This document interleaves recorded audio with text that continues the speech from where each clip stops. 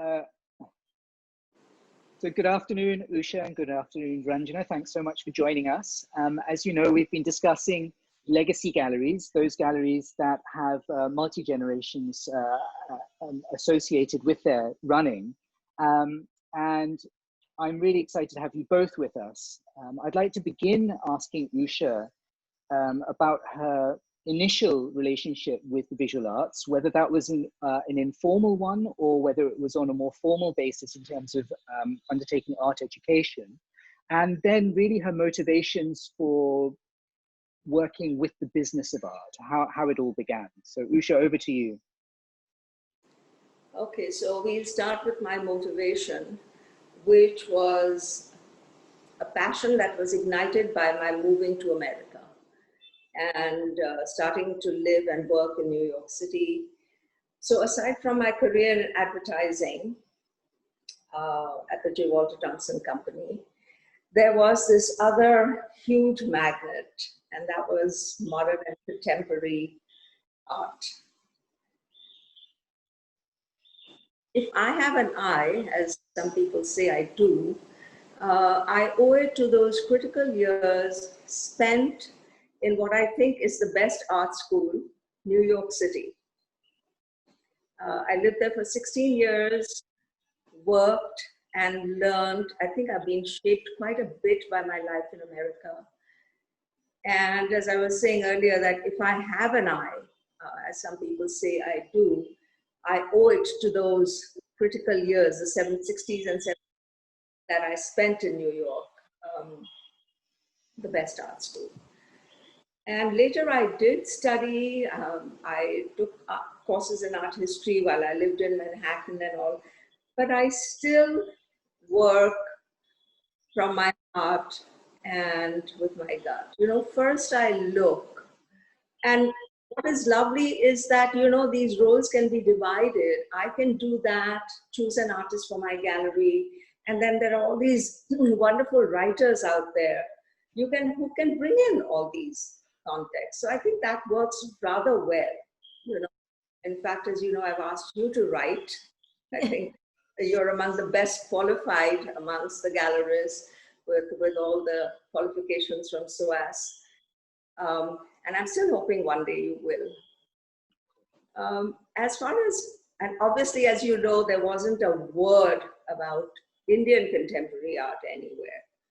So I learned what everybody else learned, which was Western history. Even places like China and all, although the museums had collections, but they weren't really mentioned in any significant way, you know. So that's another story when I come back to India and decided that I've been sufficiently bitten by the bug. That this is. What year is this, Usha? Sorry?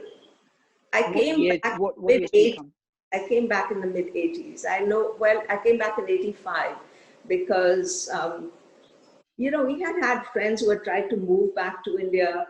And one of the reasons they found it very difficult to make this transition was the school system and what the children felt living in India. And so I decided, Reena was 5, she was going to start her primary education in India. So we moved back in 85. I did a few things with my husband, you know, that we thought there were opportunities to be explored. And it was fun learning. I even published a magazine on shipping called the Indian Shipping Review. And you will not believe it, but it was sold to my husband by Vikram Sethi. Wow, gosh. So there is actually this publication out there that says publisher Usha Mirchandani. Well, of course, he bought it, you know, like men do. Sorry, Mort, without thinking about who was going to publish it. Anyway, I did that. And finally, I realized that none of those things were working for me. And so a very good friend said, you know, you love art. Why don't you start looking at it? You know, maybe help out friends. So that was the beginning. And I was very, very fortunate. You know, there were people like Akbar Padamsi and Ram Kumar, and then a little lower down in terms of, you know, time, Prabhakar Barve. Very importantly, Guy Patel, at whose feet I learned. You know, I was just talking to Geeb earlier. He, in '89, he published an article on Indian painting in a publication called Daedalus, which I'm sure you know. And you know, when I went to see him, I think it was in 1990, so 30 years ago, he actually lent me his only copy. And that's the first thing I read of these 6 painters whose work he covers, including himself. And so that Barwe was amazing. I would spend hours with him. So I think that was it. These were living gurus. Yeah. They were living gurus. So and then, Usha, if I may, could you also maybe flesh out what the art scene constituted in Bombay in the mid-80s in terms of collector base, in terms of press and media? Can you just give us a sense of the landscape for Indian art at the outset of your own professional career in it? I can give you a sense of the lack of it. Yeah. You know, I mean, I could get works from people like Akbar Padamsee. Who would have thought? I mean, I was a total beginner. And I did a lot of group shows in places like the Jahangir Art Gallery, even in people's homes. I think Jyoti Basu's show, I did it at a friend's house who had this lovely penthouse on Marine Drive with a terrace and all. And the whole show sold. And later then, because, I mean, that was a limited exposure, I later took it to the Artist Center where a lot of people came and saw it.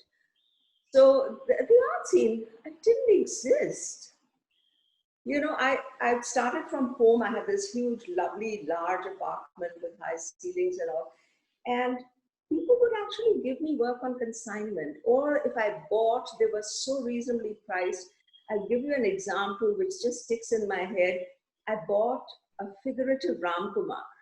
Not very large. The figurative works weren't very large.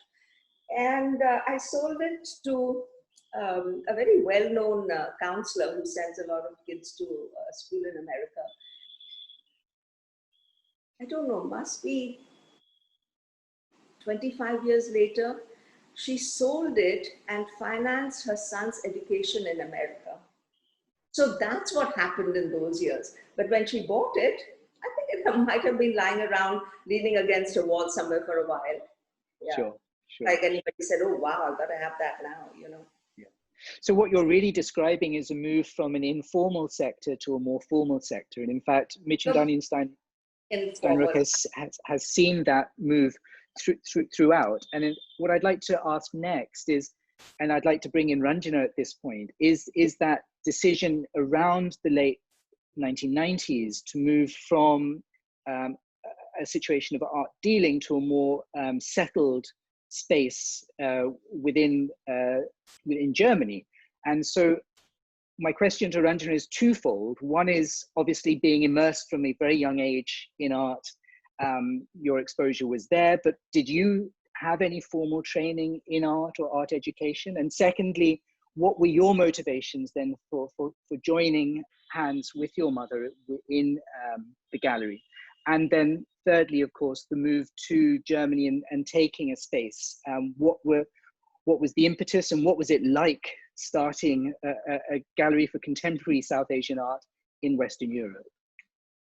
Right. Well, for me, Mort, I lived in New York as well, and my background is advertising and marketing. And I had no exposure to art whatsoever until I came back to India. So my training really took place here, literally on the job training and at the hands of my mother, you know. So really that awareness and kind of the deep engagement with art came through her. So that was my first,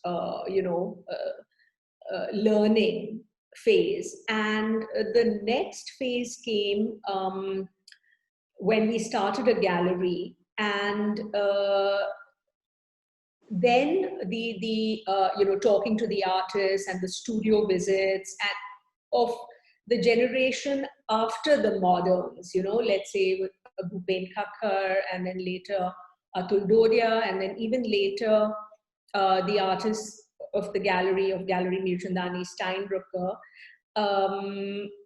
who have been with us now for a decade. And I think I've sort of grown with them, you know, and my development in looking at art and understanding art, which started with my mother, has now gotten full blown through interaction with these artists, with each one of the artists.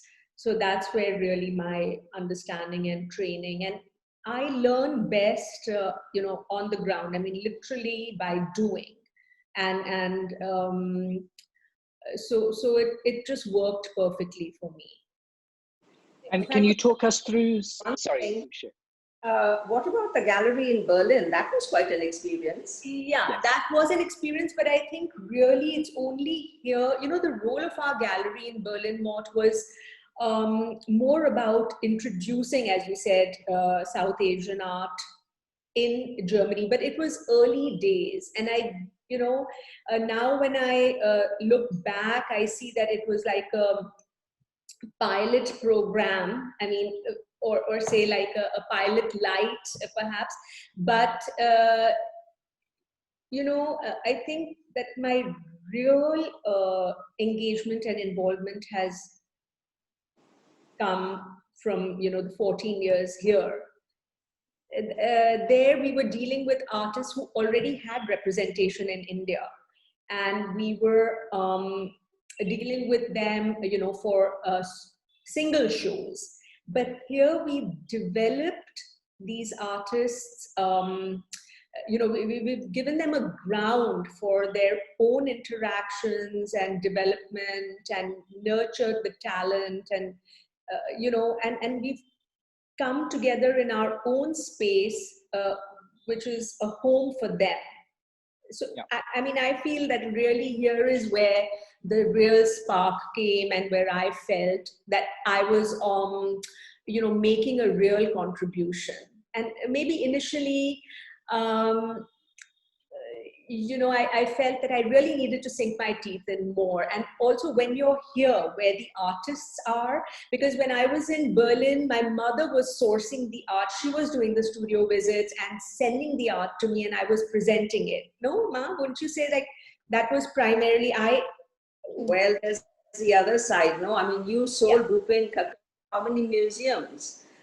You were interacting with those. Yeah, well, I mean, the sales, yes, but then when I came here, I think I felt that I was, you know, exercising my potential more holistically. And so I think that that's exactly where I want to go next, is when you're both back and working in Bombay, you've set up Mirchandani and Steinruecke. You're now in a situation where, in essence, Usha has been working with a great number of artists in India. Ranjana is now also back within the country. How did you then develop your own niches within the same gallery? How did you divide up the workload? Was it an easy process of the two generations coming together within the gallery structure? Or was it organic, or was it something that needed to be discussed and set out at the beginning? Well, I think there were some very difficult times, because for me, coming back from New York and then coming back to live at home and work with my mother, it was demanding, and it took a couple of years to really, you know, kind of understand one another and find a balance where each one of us was doing what they were suited for. And then gradually, as I felt more confident and learned, then she, you know, handed over the reins to me. And slowly that kept, I think, organically, you know, progressing. Would you agree, Ma, or would you? Yeah, I definitely agree. You know, we are two completely different people, different ways of functioning. You're best on your feet. I am slow. I need to think things over. I take forever. I need to be told something before I get it. So but then, you know, I mean, I feel that that creates depth in a person. But I think we did have a couple of years where we didn't know what. And over time, we got into a very nice situation, you know, where each according to his need or whatever that's supposed to be. And and the greatest gift you've given me is that you have told me that I can take all the time that I want. You're running. You used to get a little unhappy when I took my trips. But oh yeah, now you don't even care. What I have to tell you, more than me. In fact, you're telling me. Elsa used to get anxious every time she traveled. That's very fun. Yeah. So can we move now to some of the strategies that Mirchandani Steinruecke has employed, especially since the new space has been up and running, and really in terms of the internationalization of the program, in terms of gallery artists being part of so many important exhibitions, important collections around the world. At what point did you realize that it was important for your artists to have that global exposure? Was that a premeditated strategy on your part, or again, was it something that was organic and it seemed appropriate at that time? Is it something you needed to push? Definitely, you know, a goal, and I mean, you know, as you know, in the beginning, we also brought in artists like Jonathan Meza and Kiki Smith to India, and having lived in New York and Berlin, I mean, there was no question in our minds that, you know, there was a bigger world out there, and we were very adept at communicating with that world. And I really felt that, you know, when I'm talking to museums, I'm really in my element. So I felt that that is something, because as my mother said, when I lived in Berlin, actually, that is one thing that that experience really stood me in good stead, because there were no visitors to the gallery. I was constantly cold calling. I used to pick up the phone and I used to call. You know, I would call the director of the Virginia Museum of Arts in Richmond and sell him Ghulam and Nilma shakes from my show. I did a show called Contemporary Miniatures from India and Pakistan, something that we wouldn't have been able to do here. And we had it in Berlin, and beautiful works that Nilima and Ghulam gave us, and I sold them. And then Bhupen's works, you know, to the Reina Sofia and the Fukuoka Asian Art Museum and all of this. So I felt that when I came here, that I can carry this, you know, to those institutions, and I can, so there was no question about, you know, wanting to reach a wider world with these artists. And you know, the kind of individual positions and how unique each one of them was just gave me that conviction that this is what I'm going to do, you know. Yeah. Usha, do you have any input on this point? I think, you know, as Ranjana said, this was her strength, and I think it has been an important addition, you know, to the galleries, the people working in the gallery, having her with this ability. I mean, even when she lived in New York, she was in sales, so I think she's a star salesperson. And but what I enjoy the most is keeping in touch with artists, having long conversations with them. It enriches my life, you know. And I do. So I mean, when she invited Kiki Smith to come here and have a show, I took a month off and traveled with Kiki to the south. And, you know, we went to Mysore and met up with Harsha, who joined us for a temple trip. So I don't want to call it PR because I don't like PR, but it was a strengthening of the relationship through closer interaction. So the kind of warmth, Mortimer, that she brings to it, you know, the kind of warmth and personal touch, because she's truly interested. You know, I'm very focused. I just put my head down and I do my work. and my interaction and engagement is with my artists. That's where my source, my material comes from, right? And it's a growing passion, right? I mean, I feel that I've learned more about life through art than in any other way. And so I'm very, I mean, I want to live with art, and that's what I want to share. So that's the bigger, agenda here. But my mother takes the time to do other things, to travel. Even when, she came to Berlin for Bhupen Khakar's show. And after the opening, the next day he said to her, "Usha, we're going to Spain." And she was exhausted because, we just mounted and opened this huge show and all of that. But she's such a sport, and they went, and you were traveling for what, like over a week, 2 weeks? Yeah, a couple of weeks. Barcelona and Madrid, and she told me this very funny story when Bhupen was sketching in a museum, and somebody came up and stopped him, and you said, "This is Bhupen Khakkar, who has a show on at the Reina Sofia.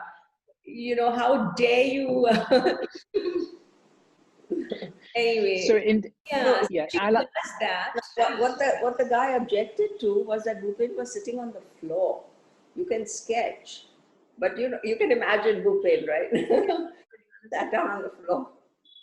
So allied to this question of working with artists, I'm interested to know, obviously now that you've been working with artists for 3-4 decades, and the program is quite rare in the sense that you have many different generations of artists within the same program. Has there ever been pushback from artists of an older generation in terms of the direction, the more contemporary aspects of the program? Or again, is that something that you've been able to bring your artists with you as you've developed and broadened and deepened the stable over time? I'd like to answer that, because I'd like to say that I have heard of how situations can be in major New York galleries. One talks to them. I mean, I used to live there, go to Chelsea, sit down with people. The biggest blessing is that this has not happened to us. Our artists are interested in their own development. They're all interested in the literary world. They'd rather read. They would rather communicate. I mean, if you hear Ajit talk about Ajit is moving back to India for a while, and he spent a couple of months in Kerala in the summer of last year, 19, and decided that he needed to be closer to his source. And so he's coming back, and he's already planning the things that he wants to do for his fellow artists. I mean, I think our artists are remarkable in how little competition that it's not to say that there aren't a couple of instances of it, there are. But by and large, it's amazing. Wouldn't you say, Anu? Yeah, totally. And also, the gallery was started together. I mean, previously it was an art dealership and an art consultancy, but we started the gallery together. So it's really like, there was no transition, and yeah. And then I think that my mother is so youthful in her approach that, I mean, if she's talking to, a very young artist in his 20s, she's totally on the same page and relating, and she's very curious and interested. And in that regard, I think with the program, we were pretty much in sync. There are times when, I mean, I think she's more open and inclusive, and I'll say, no, I just feel that now, it's enough, and I'd rather focus on these and not take on anyone. She's more willing to give a chance and try. Yeah. So I have to, at this point, ask probably the toughest question of all my questions, and that now we're into generation number 2 of Mirchandani Steinruecke.